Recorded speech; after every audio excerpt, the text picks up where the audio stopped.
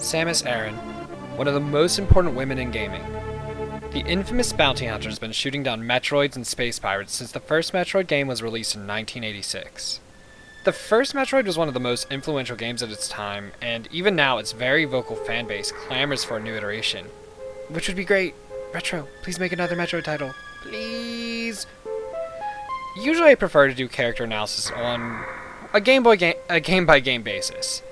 But due to their cohesive nature and the limited characterization Samus receives in many of her outings, we're digging through Metroid Zero Mission, Metroid 2, The Return of Samus, and Super Metroid for a character analysis of Samus Aran. Samus Aran, folks. She's kind of a big deal. As usual, there will be massive spoilers for the plots of these games. It's an unfortunate necessity. Zero Mission, a Game Boy Advance remake of the original Metroid, The Return of Samus, and Super Metroid detail the adventures of Samus and her extermination of the space pirates and the Metroids in a sort of chronological order. It really depends on if we consider the Prime series part of the official canon. I do, but series creator Yoshio Sakamoto has given some confusing quotes on the matter. So for now, we're just going to focus on these three games for our analysis of Samus. For a quick overview of the story follows Samus, a young woman that was born on space colony K-21. Unfortunately, space pirates attacked and killed all the people in the colony except for her. The most notable space pirate being the giant space pterodactyl dragon monster Ridley. Pitying her, the Chozo, an ancient alien race of bird people, took her in and infused her with Chozo DNA to allow her to grow stronger than a normal human would be able to, and also to allow her to use Chozo technology, like her very well-known power suit. After growing up on planet Zebes, or Zebes, I'm sorry, I do not know the correct pronunciation for that, so I'm gonna just fuck that up the whole time. But, after growing up on the planet Zebes, she left to make it on her own. A few years later, her first bounty hunting mission makes her return home to find the planet barren of any life except space pirates and a sort of space jellyfish parasite known as the Metroids. Upon defeating all the space pirates, including the space pterodactyl dragon that ate her parents, Samus faced off against Mother Brain, a literal brain AI that was basically in control of everything. And then a bunch of extra shit happened in Zero Mission that we'll touch on later. The Return of Samus has Samus charged with committing genocide, exterminating all the Metroids on SR-388. She eventually slays the Queen Metroid, but comes upon one remaining egg before she escapes the planet. It hatches and a cute little baby energy sucker comes out. The tiny Metroid imprints on Samus, thinking of it as her mother. And in a moment of compassion, Samus doesn't slay the Metroid, and it assists Samus in escaping the planet. Samus repays the baby by donating to science and promptly forgetting about it until a mission has her return to the space station she had just left it at to find out that Ridley was not dead and had taken the baby Metroid captive. Returning to planet Zebes, Samus once again sets upon exterminating all the space pirates and the Metroids. And after once again disposing of Ridley, Samus encounters the baby Metroid, which grew a lot. After trying to suck her energy, the Metroid recognizes Samus as its mother again and lets her go. Samus then proceeds to re-defeat Mother Brain, only this time Mother Brain has a few more tricks up her robot arm sleeve. Mother Brain continues to ram Samus with a barrage of energy attacks until Samus is on her last legs. Moments before Mother Brain can finish Samus off, the baby Metroid attaches itself to Mother Brain's head and sucks her energy dry. It then transfers that energy into Samus. And then, Mother Brain makes the baby Metroid explode, right over top of Samus' head. But renewed of energy and granted more power than ever before, Samus pummels Mother Brain to a pulp with her new pretty rainbow laser gun. Wow, I said to make that short, didn't I? Oops. Let's just move on to gameplay then, shall we? All three Metroid games we're reviewing are 2D platforming, exploration, shooting romps with one real giant continuous connected map that is stuffed full of secrets. The gameplay has been so revered by developers that when many later Castlevania games switched out their level-by-level gameplay for a more open map design, The term Metroidvania was coined by many of the fans due to the series' similarity. Zero Mission, Return of Samus, and Super Metroid all play remarkably similar to each other, which is another reason it's easy to compare them. Zero Mission is the most current and could be said to be the most refined of them all, but personally Super Metroid seems to be the best overall experience. They all have amazingly interesting boss fights, very creative designs for being in basically a cave the entire time.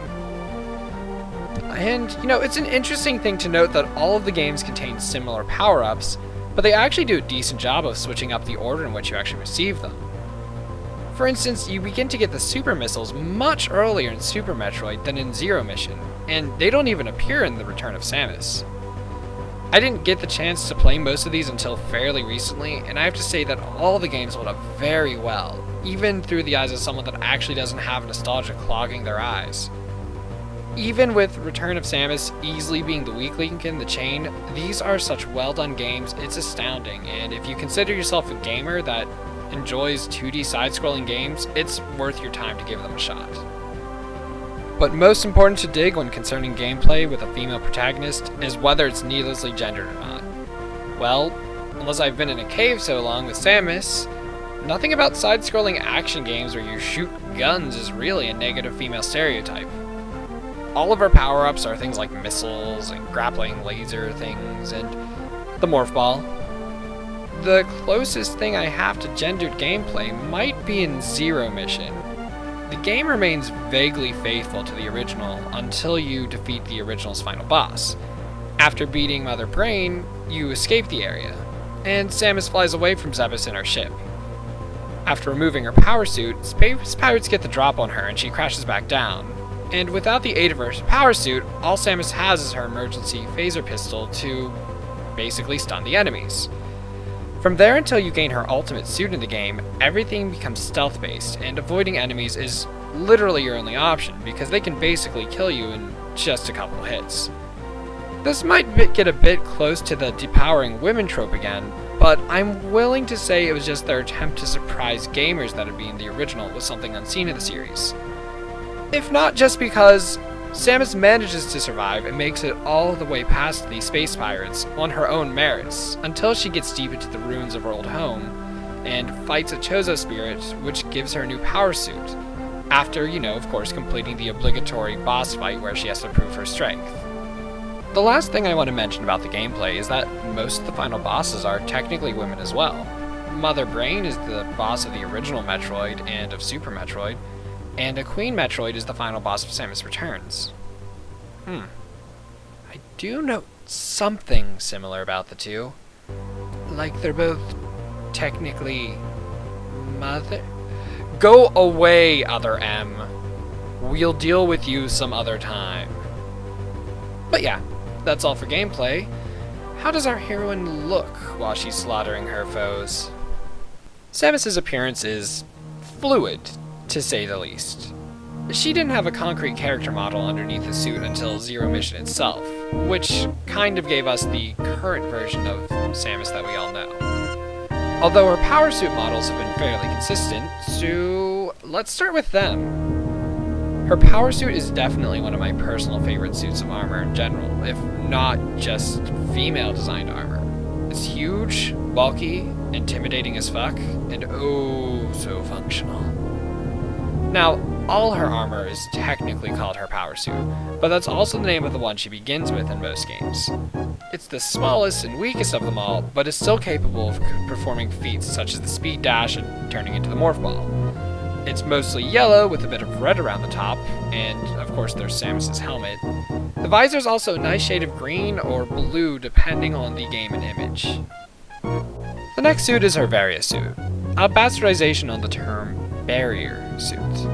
It's by far the most iconic armor, and is featured in much of the promotional artwork, and it's usually the go-to outfit for people when putting Samus in other games, such as the Super Smash Bros. Series. It's large and has huge arm pad pauldron things that really give it a distinctive look. It just makes Samus have this appearance of being strong. She almost looks kind of like a fantasy knight from the future, with an arm cannon. It adds a bit more orange to the palette, and that really seems to balance out the colors. And in case you couldn't guess, this one is my favorite out of the ones that we at least have in these games. The last one is the gravity suit. The gravity suit's color differs slightly depending on the game in the series, but both iterations of it in Zero Mission and Super Metroid have it be a sort of light purple, which pretty much overtakes all of the orange on the suit, and it looks kind of cool. It's definitely the biggest change in her armor, at least when it comes to color scheme. And I do like the color purple, but it is a very light purple in these games, and it's probably my least favorite of the suits. It's also probably the closest thing to be considered gendered, with light purple that some might even say is a bit pink. Not entirely sure if that matches Samus' personality, but I'd also be willing to say that Samus wouldn't give two fucks about what color she's wearing if it made her stronger. But that's enough about the suits. On to Samus herself. Her appearance was in a pretty big flux between 1986 with the original Metroid release and the 2004 release of Zero Mission. Zero Mission is the game which gave her the familiar Zero suit, which has been used on all the games since then, as well as in the Super Smash Bros. Brawl. Now, let's discuss how she's evolved and what she's evolved into, though, at least during these games. In the original interpretation, all we are given is the image of a woman in a bikini with brown or blonde hair. Due to the NES's limitations, it was pretty hard to make out anything more than she was a vaguely shapely woman, maybe. Return of Samus gave us a clearer image to show that she had pretty long legs, indicating that she's fucking tall. Super Metroid's version of Samus in her infamous bikini suit was pretty similar to Return of Samus's, but if you look closely, it looks like she might actually have some abs. That would be nice. And even more so, there was a player's guide released with Super Metroid, which showed one of my favorite depictions of Samus. Look at that powerful woman! Now this is the body of a bounty hunter. She's 6'3" and 198 pounds of what looks like pretty much pure muscle. Color me in love. While this might just be an American product and have nothing to do with an official release version of Samus, it's definitely a lot more different than the typical women that are depicted in video games. Of course, apparently Sakamoto had other ideas in his head about what Zero Mission brought forth Zero Suit Samus, the now pretty standard character model used for Samus under her suit. Samus was made to look a bit smaller, more lithe and agile, and just overall a bit, well, generic anime girl badass in comparison to most of her other appearances. Instead of a bikini, she now sports a light blue form-fitting spacesuit type thing. And fuck, do they like to show off exactly how form-fitting that Zero suit is. In Zero Mission, almost all of the artwork in which we see it is either showing off her boobs as the focal point or her new perfect plush ass. It's almost like I can't look away. Such a perfect must buy more Metroid. Shit, sorry, okay, yeah. Admittedly, I don't actually hate the Zero suit. It's pretty practical for something Samus would be wearing under her actual power suit. It's just that the new character model disappoints me. It's not even that bad, it's just that she looks very generic. They had the perfect opportunity to develop an actual strong-looking woman underneath that suit, full of muscle tone. One that looks like she could rip your head off. And it was already proposed by other various sources, but instead they gave us the generic lithe, badass anime lady with tons of curves. And Samus has become a very important sex symbol in gaming now. Oh well, I guess at least they didn't give her ridiculous pumps? Oh god, fuck it, Other M. We will get to you some other day. You need like 5 videos just to talk about you. Anyway, that's it for the appearance of our bounty hunter. How is she characterized? In these 3 games, there's no dialogue. None. The best information we have on hand is the limited narration we receive the game manuals, and her actions themselves. We can judge from the narration that she's at least a bit introspective, as the games appear to be her recounting her missions. She appears to be confident in her own abilities as well, judging by the fact that the first mission she took was to return to planet Zebes to defeat the fearsome space pirates, which, remember, had destroyed her original own homeworld, and she had to exterminate the, until then, mostly invincible Metroids. She's also definitely a woman that manages to keep her cool in most all situations. When fighting Ridley, the bastard which ate her parents, she faces him without an even slight pause, before blasting hordes of missiles right at his face. She doesn't even flinch the second time she fights him, after she'd already beaten him once, and his robot clone at the end of Zero Mission.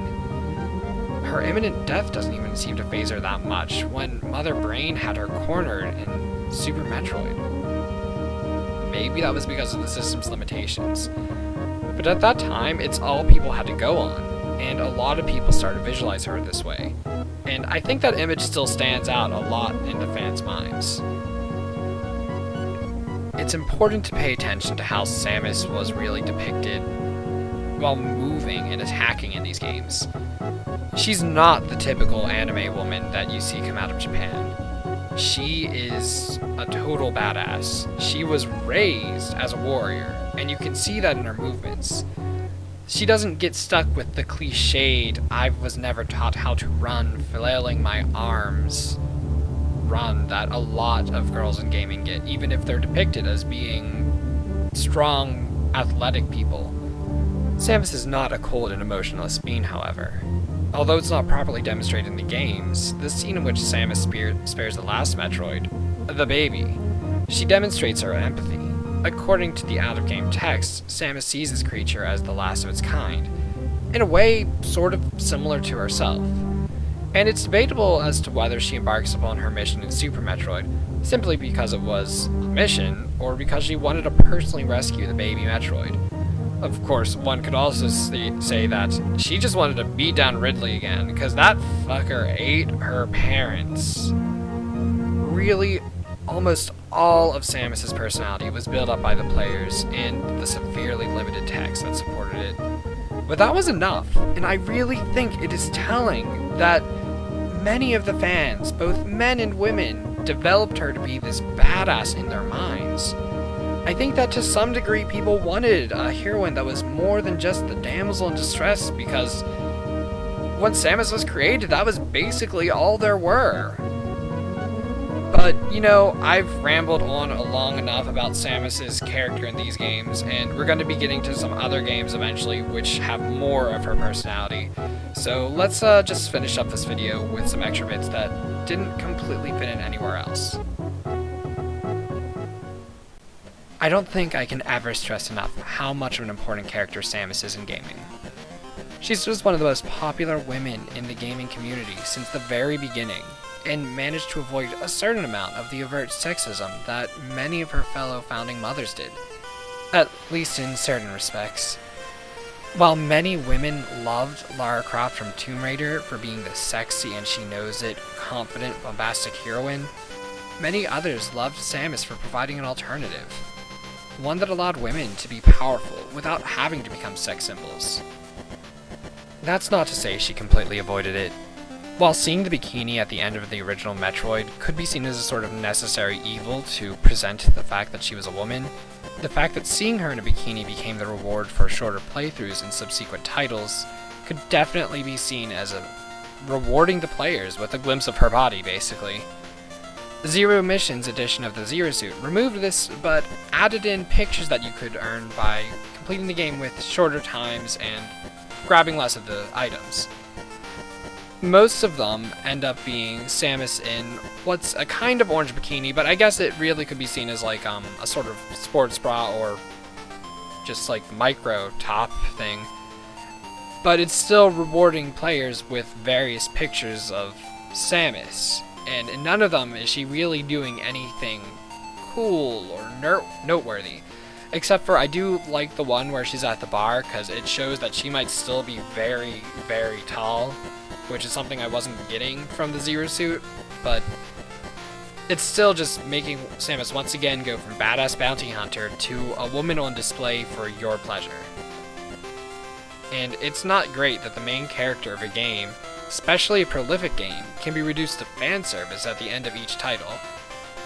But I guess it's still sadly better than a lot of female protagonists are handled, and it would be a shame to let that destroy all of Samus's character. But that's all on Samus for now. She has been, and most likely always will be, one of the most important women in gaming. But next time we see her, it will be in a different perspective. And trust me, we will be seeing her again. Thanks for watching, Dig guys. Remember, it's your story too.